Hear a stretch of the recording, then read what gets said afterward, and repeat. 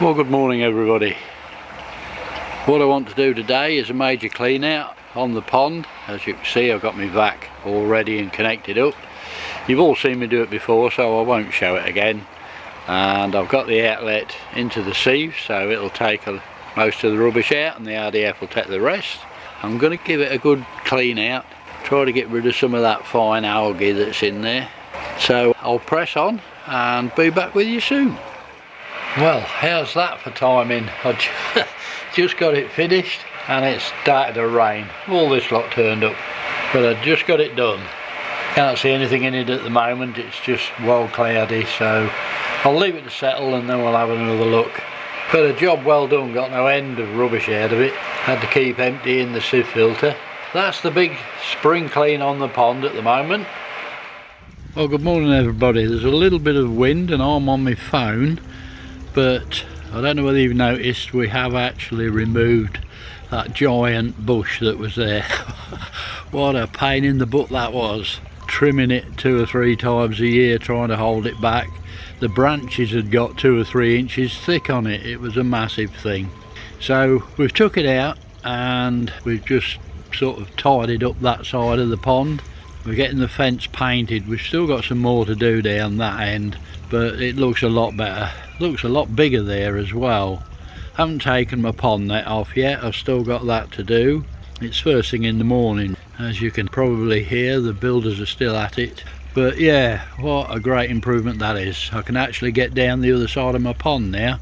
I've had to put another net in across here, as you can see, because a heron could get in that side. So I've put a little bit more fence across there, temporary for now. I'm pleased that's gone. It's made things a lot better. So a bit less maintenance to do, trimming that down and getting rid of the rubbish every year. But everything's good in the pond, all's good. I did the big hoovering out yesterday. I don't know if you can see, but we're all clear again now. The water's cleared up nicely overnight. I did get a lot of rubbish out, I must admit, a lot of rubbish. But that's it, a lot better. As you can see, it's a lot more space here with that bush gone now. Took a bit of doing, the root was massive on it, but all done and sorted.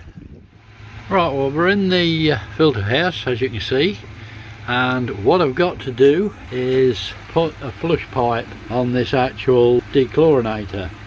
What I did when I put it in, I put a timer on it and a solenoid valve so that I press it and it runs for about a quarter of an hour, I think.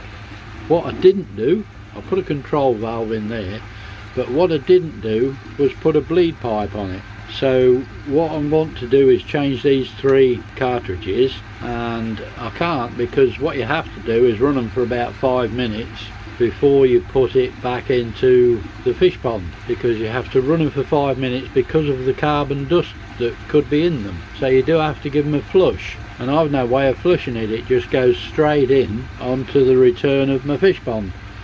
So what I've got to do is fit a flush pipe so I can switch the pond off, open it up, and it actually flushes to waste sooner than go into the fish ponds.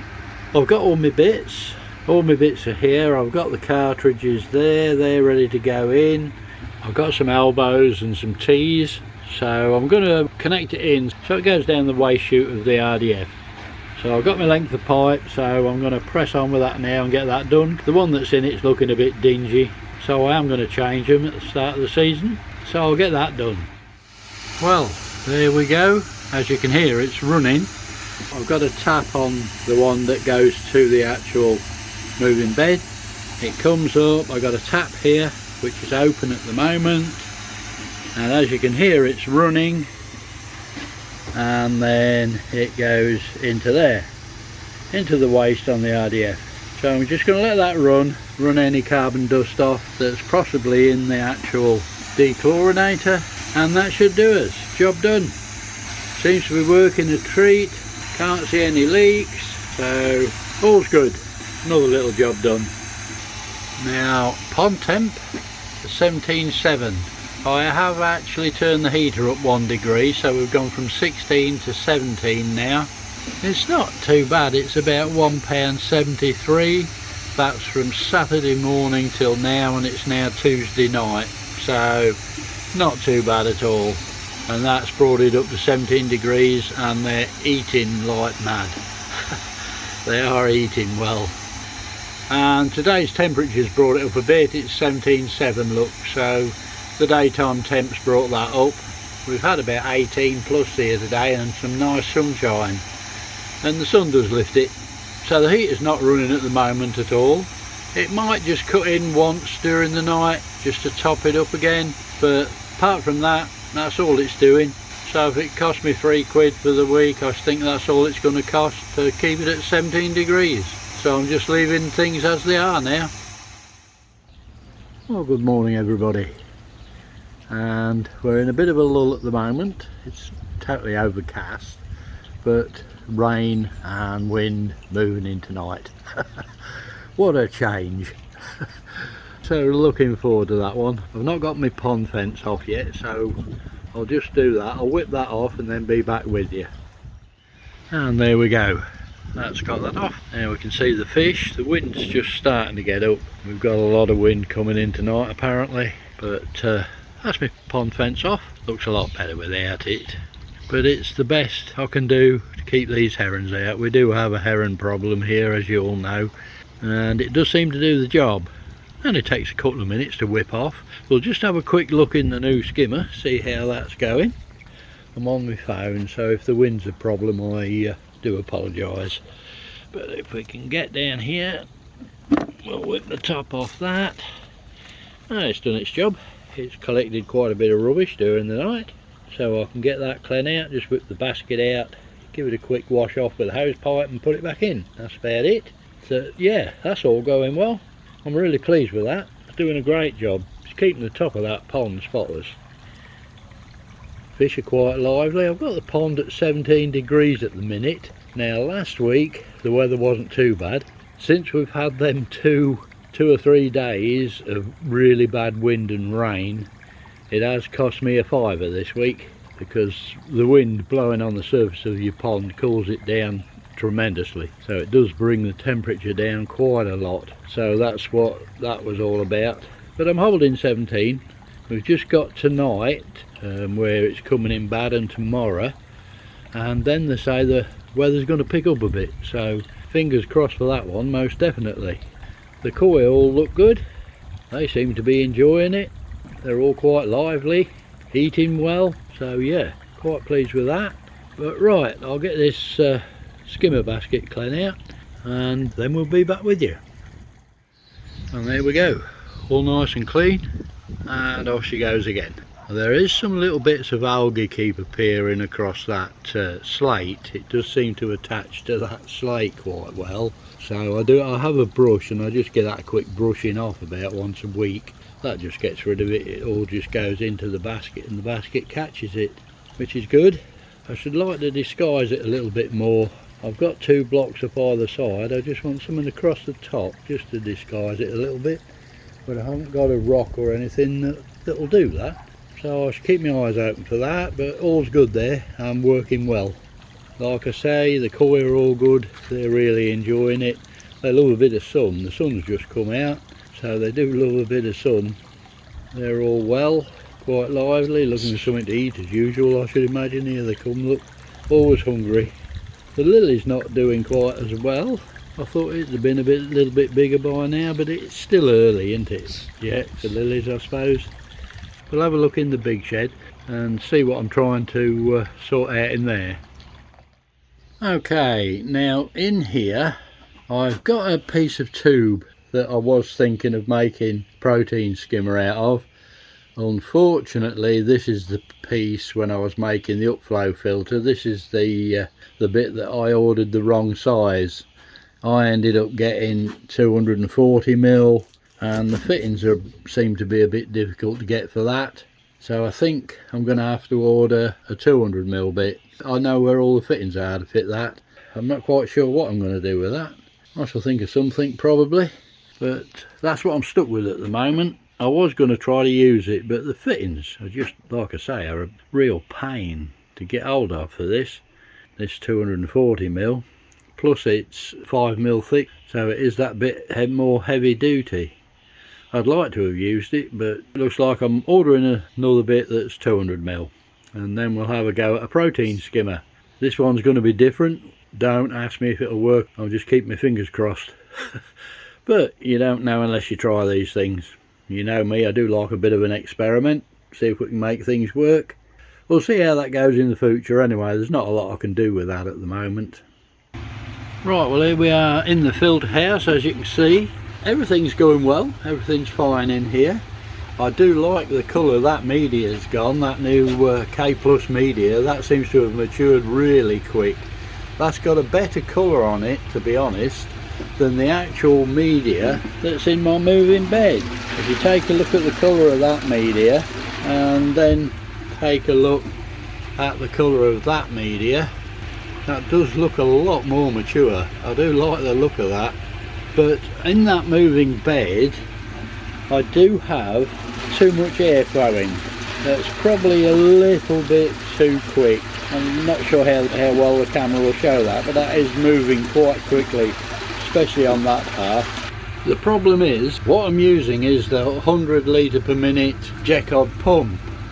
I'm using the 65 on the actual upflow filter, so that only cuts in when I'm cleaning the upflow filter. The 100 litre per minute is running the moving bed and the air stones in the pond. So let's just have a quick look at them. Right, so I've got 5 air stones, as you know, 5 5-inch air stones running in the pond. But the trouble is I'm having to let too much air through. I don't want the air coming blasting through. You'll probably see better on this one. There's a lot of air coming up there, and I've got that 5 times in the pond. I want to calm that down a little bit because it's causing too many bubbles and too many ripples on the pond, which obviously does spoil the viewing a bit. And the same up here, the one in the corner I've got running really quick. If you can see that one down there, that is chucking a lot of air through. Now the reason for this is because that 100 litre per minute pump, if you try to cut them down, they do get hot and they will overheat. If you've got to keep feeling your pump to make sure that you're using all the air it's putting out, because if you do cut them down, they do run hot and they will burn out. I can't restrict this one anymore. If I restrict it anymore, it does start to warm up, so I can't turn these air stones or me moving bed down. If I do, like I say, the pump will get hot. So what I'm looking to do now, if we go back in the filter house, right, so back in here, what I want to do is use the 60 litre a minute pump to run the moving bed and the air stones in the pond, and switch this one off. So I'm looking to run the 60 litre per minute, but I still want that for the cleaning on my upflow filter. But what I'm thinking of doing, because the upflow filter only needs a pump for about 1.5 minutes, 2 minutes at the most, I'm thinking of swapping these over, running this on the pond 24/7 and the moving bed, but having another solenoid valve in there, so that when it wants the air for the actual uplift filter, when it wants the air to clean this, the solenoid valve will open up and the air will obviously go to this, because it's the easiest route for the air to go. It's got no air stones to go through, just an open pipe on the end, so all of the air should actually flow straight to this, and once it's finished the solenoid valve will shut off and then carry on running the moving bed and the pond. That's the theory, that's what I'm going to try anyway. I've just got to get another solenoid valve, and I've got the piping and bits for it, and just get that connected in. Now I could actually obviously bleed some of the air off, just put a T in the pipe of this 100 litre a minute pump, just run the excess air out of there, but there's not a lot of point. If I can get a 65 litre per minute pump to do the job, I shouldn't need to run any air to waste. Obviously the 65 litre a minute pump will be cheaper to run, so I'm going to give that a go and see what happens. But everything else in here is fine. As you can see, the pond temp, we're up at 17. It's 18 degrees here in the filter house today. It's not outside, so quite warm in here. So that'll probably be my next job. I want to get that sorted out while I'm waiting for the actual tube for this new protein skimmer, hopefully. Got to wait for all the bits to come for that, so that I can have a crack at that. Well, hi once again guys. Now you ain't gonna believe this, but if we take a look, we have actually got nearly 25 degrees here today. That's absolutely fantastic. The sun is scorching.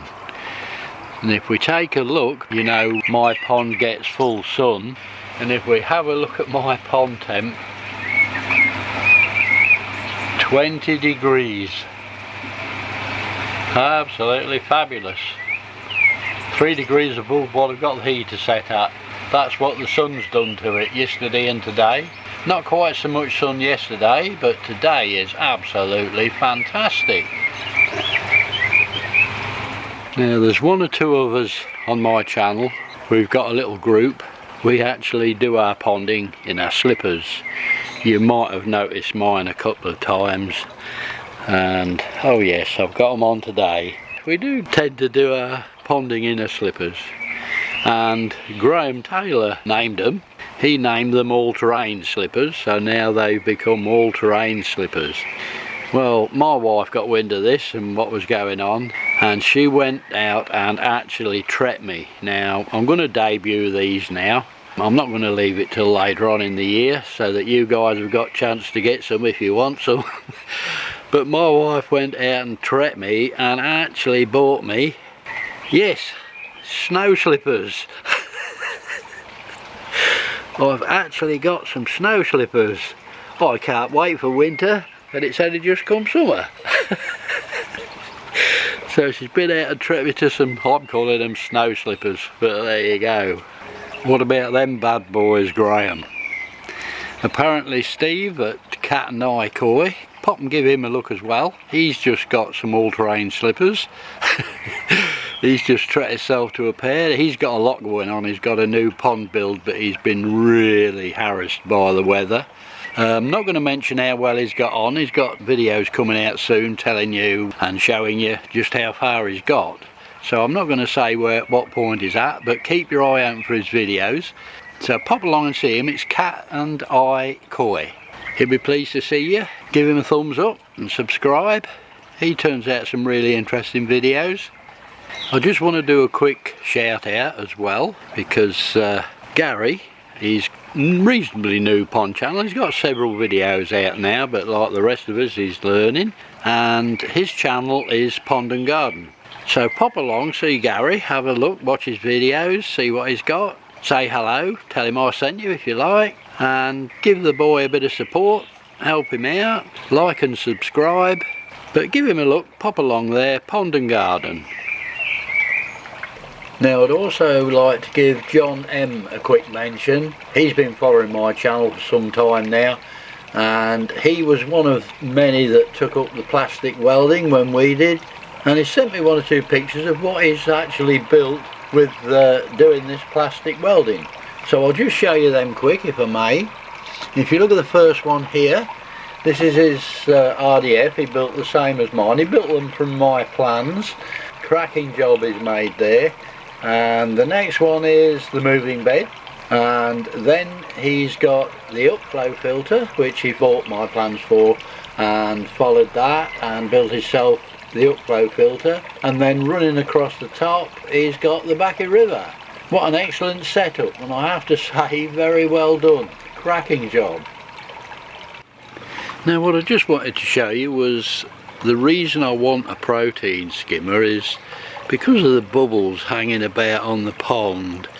If I get in a little bit more, you can probably see them. Now, protein skimmer should stop that. It's proteins that cause that in the water.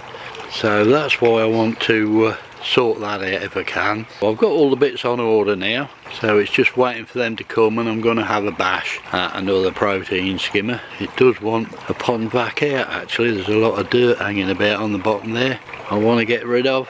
When you've got this fine algae on the bottom, things don't tend to work their way towards the bottom drain, that's the thing. Yeah, that's the reason for the protein skimmer. That's why I want to get that done. Anyway guys, I'll keep you all posted and keep you up to date on how the protein skimmer's going. But that brings us to the end of another video. So from a very sunny, very warm South Lincolnshire, all it leaves me to say is you all take care. Thanks for watching, and as always, happy ponding.